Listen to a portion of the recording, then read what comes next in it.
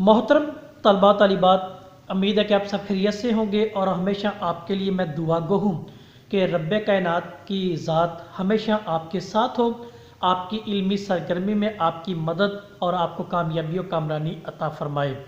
आज हम तहकीकी और तनकीदी मैदान में फ़न के बारे में जानेंगे कि तहकीक और तनकीद मरकज़ी दोनों चीज़ें मिलकर फ़न किसे कहती हैं और फ़न का जो मरकज़ी लुब्बे लुबाब वो क्या है और हम इसको किस अंदाज में समझ सकते हैं कि वो जो फ़न का असलूब, फ़न की जो शनाहत है, शक्ल शुबाहत है, वो सारी चीज़ें किस अंदाज में समझ सकते हैं कि क्या वाकई ये फ़न है या कि नहीं है।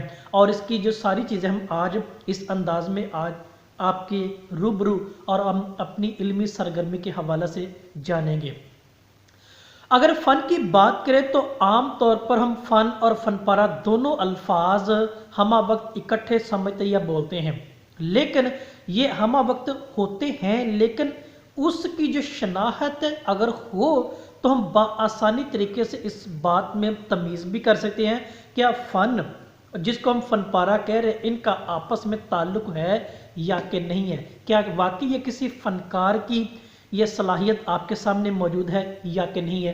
अब ये सारी चीज़ें हम तो सबसे पहले हम जानेंगे फ़न किसे कहते हैं। तहकीकी और तनकीदी नुक्ता नज़र के मुताबिक है तो कहा जाता है कि इसकी तारीफ़ के हवाले से वो तहरीर या अल्फाज जो इंसानी ज़िंदगी में इंसान और इंसान के माबैन तफहीम पैदा करे वो फ़न कहलाता है। यानी मतलब क्या है कि कोई ऐसी तहरीर आपके पास सफ़ा करतास पर लिखी मुजस्सम हुई पहुंची है तो उसको पढ़ने के बाद उसने फ़हम व तफहीम एक दूसरे के करीब होने का एहसास व जज्बात की सूरत में एक सबब या इल्लत पैदा की है तो वो जो वजह है ना, वो वजह जिसकी बुनियाद पर हम उसको फ़न कह सकते हैं। ठीक है, तो ये बात है। ज़िंदगी जो इंसानी ज़िंदगी है इसकी सादा लफ्ज़ मज़ीद हम तारीफ़ कर लेते हैं कि इंसानी ज़िंदगी की वो हालत जो शौरी तौर पर असर आफरीनी दिखाए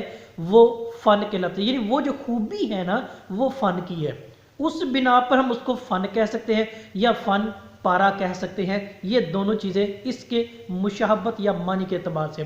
तो फिर मज़ीद सादा लफ्ज़ों में कहें कि ऐसी तहरीर या कलाम जो इंसान को मुत्तहद और इसके एहसासात को तश्कील दे, मस्बत अंदाज की बात करें, तश्कील दे, मुफाहमत पैदा करे, तफहीम पैदा करे तो वो बुनियादी तौर पर फ़न कहलाता है। यानी फ़न इंसानी ज़िंदगी का आला कार है। तो ये सादा लफ्ज़ों के अंदर हमारे पास ये वाज़ह होगी बात कि फ़न कि वो जो मुत्तहद करने की, इफ़हाम व तफ़हीम पैदा करने की और इंसान को इंसान के करीब लाने का सबब ठहरे, वो असल में वो फ़न होता है। तो फ़न का काम क्या होता है वो भी हमने देखा कि वो एहसास है, यानी जज्बात हैं, एहसासात हैं, तहरीरी सूरत में जो आम आदमी तक पहुँचे। अब ये नहीं है कि किसी ख़ास तबके के लिए या मखसूस तबके के लिए अगर वो तहरीर है तो वो फ़न नहीं कहलाएगा या फ़नपारा नहीं कहलाएगा। यानी फ़न का और फ़नपारे की बुनियादी काम या ज़िम्मेदारी क्या है कि वो उसकी पहुँच, उसकी रसाई हर आदमी तक हो, उससे कोई भी ना उसमें तफरीक हो, ना उसमें ऐसी कोई इल्लत मौजूद हो जो सिर्फ और सिर्फ ग्रुप बंदी के अतबार से हो, तो वो फ़नपारा या फ़न नहीं कहलाएगा। यानी जो तहरीर मतलब क्या है कि वो जो तहरीर आपके पास पहुंची उसका मतलब भी जोड़ना है, मुत्तहिद करना है, तोड़ने का नाम नहीं है। लिहाजा जो तहरीर तोड़ती है ना वो फ़न है और ना वो फ़नपारा है। जो जोड़ती है और आम आदमी तक पहुंचती है वो फ़न और फ़नपारा के मानों में हम कह सकते हैं। क्यों? इसका बुनियादी काम क्या है? अंदरूनी एहसासात, बातन की आवाज़ है और हकीकत की तलाश होती है। अगर वो जो तहकीक और तनकीद के नुक्ता नज़र के मुताबिक बात करें तो वो फ़नपारा कहलाएगा, वरना वो फ़नपारा या फ़न नहीं कहलाएगा। मतलब क्या है? फ़न इंसान और खुदा और इंसान इन दोनों के मबैन रिश्तेदारी, ताल्लुक़, नाता जोड़ने का नाम है, यानी उसकी वो ज़िम्मेदारी है। अगर वो ज़िम्मेदारी ये करता है तो वो फ़न और फ़नपारा है। اس کی اندر وہ فن کی صلاحیت موجود ہے، اس کے اندر وہ تحریری طور پر یہ ساری چیزیں موجود ہیں جو احساسات، جذبات اور افکار کی صورت میں آپس میں ایک تعلق یا ناطہ اور مضبوطی قائم و دائم کرتے ہیں۔ اگر فن نفرت، تفریق، جدائی اور المیہ فسادات کا رد عمل دے تو مطلب یہ واضح ہے، نہ لکھنے والا مخلص ہے اور نہ وہ فن جو لکھا گیا وہ مخلص ہے، اور نہ وہ فن کہلائے گا اور نہ وہ فن پارہ کہلائے گا۔ تو اس لیے فن پارے کے مطابق دیکھیے، فن پارے کے اعتبار سے دیکھیں تو کہا جائے کہ فن کو پڑھ کر وہ جو لفظ ہیں، جملہ ہے، تحریر ہے، کوئی بھی ہے، کہ اس کو پڑھ کر جو قاری ہے ذہنی طور پر تجزیہ کرتا ہے اور پھر دوسروں کو متحد کر یعنی موٹیویٹ ہوتا ہے، اس سے یہ سیکھتا ہے کہ اس نے مجھے موٹیویٹ کیا ہے اور میں مزید کیا ہے اس پر عمل درآمد کر کے دوسروں کو موٹیویٹ کروں، اور اس شے کی جو کیفیت ہے، جس نے وہ کیفیت پیدا کی ایک دوسرے کو موٹیویٹ کرنے کی، آپس میں اتحاد یا گانگد یا محبت الفت کو فروغ دینے کی، وہ بنیادی طور پر فن پارے کی خصوصیت میں آئے گا اور وہ اچھا فن پارہ بھی کہلائے گا۔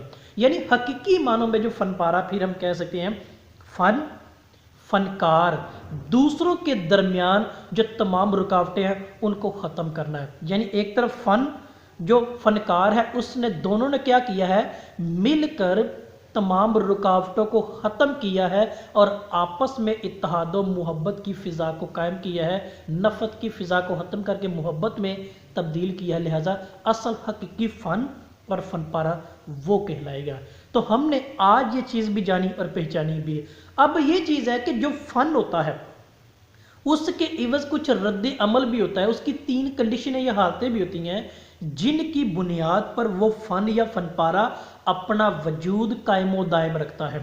ان میں پہلی چیز کیا ہے کہ فن سے پیدا ہونے والے احساس کی زیادہ یا کم انفرادیت، یعنی اگر قاری نے اس کو پڑھا ہے تو پڑھنے کے بعد اس کے اندر کچھ نہ کچھ وہ تبدیلی رونمائی ہے احساس و جذبات اور احساسات کی صورت میں، جس نے ہم آہنگی کو، تفہیم کو، فہم کو اور زندگی میں اثر آفرینی کو کیا کیا ہے، پیدا کیا ہے، لہٰذا وہ اس کی پہلی صورت ہمارے سامنے تھی، لہٰذا وہ فن کی ایک شناخت کے طور پر وہ ملتی ہے۔ دوسری چیز، فن سے پیدا ہونے والے احساس کی وضاحت، یعنی وہ احساس کی صفائی، طہارت کہہ سکتے ہیں، یعنی باطن کی جو آواز ہے، پہلے اس کو پڑھنے سے قبل اس کا نظریہ کچھ اور تھا، لیکن پڑھنے کے بعد اس کی زندگی میں تبدیلی، طہارت، صفائی ستھرائی، جسمانی طور پر بھی، ذہنی طور پر بھی اور باطنی طور پر بھی اگر وہ چیز پیدا کرنے کا سبب بن رہی ہے تو وہ فن کہلائے گا۔ پھر تیسری چیز کہ فنکار کا خلوص اور جذبہ جسے بیان کرتے وقت کیا گیا تھا خود بھی محسوس اس نے کیا ہے یا کہ نہیں کیا، یعنی لکھنے والا دوسروں کے لیے نہیں، پہلے اپنے آپ پر اس نے کیا اس کو وارد کیا ہے، اپنے آپ کو عمل درآمد کے لیے پیش کیا ہے، اگر اس نے ایسا کیا ہے تو وہ فن پارہ کہلائے گا۔ یعنی جو تحریر نگار ہے، مصنف ہے، فنکار ہے، اس نے اپنے لیے، پھر قاری کے لیے وہ جو اثر آفرینی دونوں کے درمیان مفاہمت ہوئی ہے، تو لہٰذا وہ کیا ہے، وہ فن پارے کے زمرے میں کہلائے گا یا فن پارہ اس کو ہم کہہ سکتے ہیں۔ اب اس کی ہم مثال لے لیتے ہیں مرزا غالب کے ایک شعر کی، تاکہ ہم اس کو آسانی کے ساتھ سمجھ بھی پا سکیں۔ تو مرزا غالب نے دیکھنا تقریر کی لذت کے، دیکھنا تقریر کی لذت کے اس نے کہا، میں نے جانا کہ گویا یہ بھی میرے دل میں ہے۔ اب اس کو دیکھیں تو غالب نے کیا کیا، اس تقریر کی اس کی لذت کو خود بھی اور دوسروں پر جو قاری ہے، پڑھنے والا ہے، دونوں پر اثر آفرینی کا جو نظریہ ہے وہ ہمیں ملتا ہے۔ تو لہٰذا یہ کیا ہے، انفرادی بھی آ گئی، اظہار کی صفائی بھی آ گئی اور خلوص نیت بھی آ گئی۔ تو لہٰذا یہ تینوں چیزیں مل کے فن اور فن پارہ ان کی شناخت اور قدر و قیمت کا تعین کرنے میں مدد فراہم کرتی ہیں۔ تو لہٰذا یہ چیز ہے۔ اب سادہ سا منٹو کا ایک جملہ لے لیتے ہیں اور اس بات کو ہم وائنڈ اپ بھی کرتے ہیں۔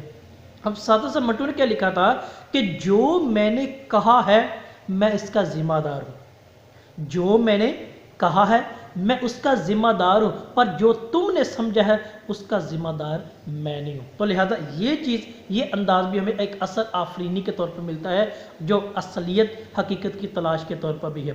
تو عزیز طلبہ، ہمارا یہ تھا آج تحقیق و تنقید کے نقطہ نظر کے حوالے سے، فن اور فنکار اور فن پارے کے حوالے سے۔ آپ کی کوئی رائے ہے تو سوال کی صورت میں ضرور کیجیے گا۔ آپ سب کا بہت شکریہ۔